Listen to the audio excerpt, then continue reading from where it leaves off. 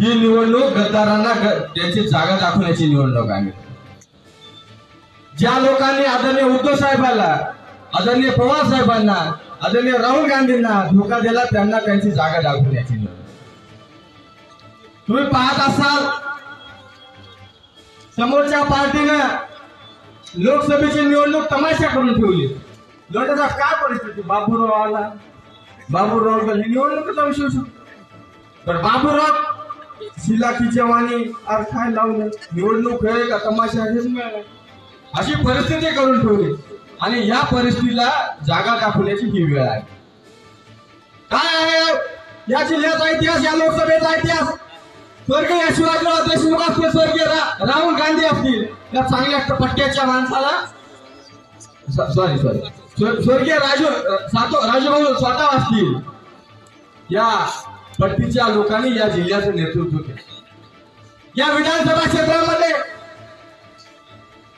Comrade Vitthalrao Naik त्या ठिकाणी आमदार होते, माजी मंत्री रजनी सातव या आमदार होत्या, राजूभाऊ आमदार होते, त्याच्यानंतर गजानदादा घुगे आमदार होते। पण इतका गलिच्छपणा कोणत्याच आमदाराने, खासदाराने या जिल्ह्यामध्ये केला। विकासाच्या नावावर बोंबाबोंब, घोषणा कोणत्याच नाही। आणि सगळ्यात आपण काय काका परिस्थिती अशी आहे, समजा समोरच्या उमेदवाराला निवडून दिले तर काय होणार आहे? प्रत्येक गावागावात बुक्की, विकास म्हणजे नेमका प्रत्येक गावात मटक्याचा अड्डा, प्रत्येक गावात क्लब, याच्या व्यतिरिक्त काय होणार आहे?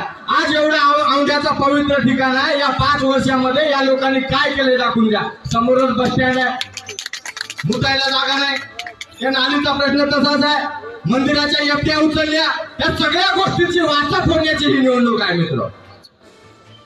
व्यापाऱ्याला धमकावल्या जात आहे। याच्यानंतरच्या काळात जर त्या लोकांना तुम्ही निवडून दिलं तर तुम्हाला एनओसी घ्यायला सुद्धा पण पैसे लागतील। पानपट्टी टाकायची 10,000, दुसरं काही दुकान टाकायचं 15,000।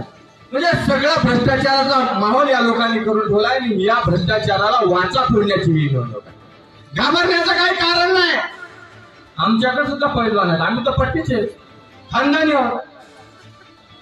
त्याच्यामुळे परिस्थिती अशी आहे की तुम्हाला लढणं गरजेचं आहे, लोकशाही टिकवायची आहे, या जिल्ह्याचं नाव टिकवायचं आहे, या लोकसभेमध्ये विकास करायचा आहे। आणि हे जर करायचं असेल तर आपल्याला नागेश पाटलाच्या पाठीमागे उभं राहणं गरजेचं आहे।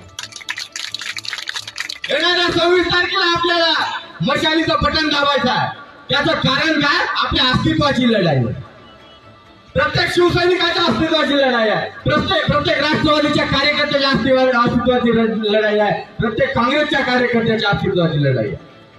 ही तुमची आमची लढाई आहे। उमेदवार तर प्रत्येक जणच आहे।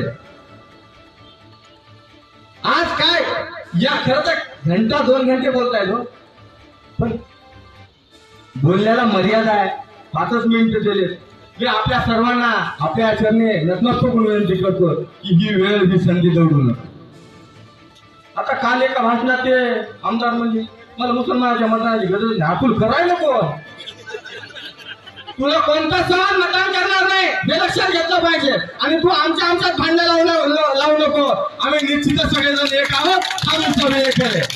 यावेळेस या देशाला दिशा देण्याचं काम आम्ही सगळेजण मिळून करणार आहोत। तुमच्या खोट्या फुलटापाला बळी पडणार नाहीत एवढंच बोलतो आणि माझे 2 शब्द संपवतो। जय हिंद, जय महाराज।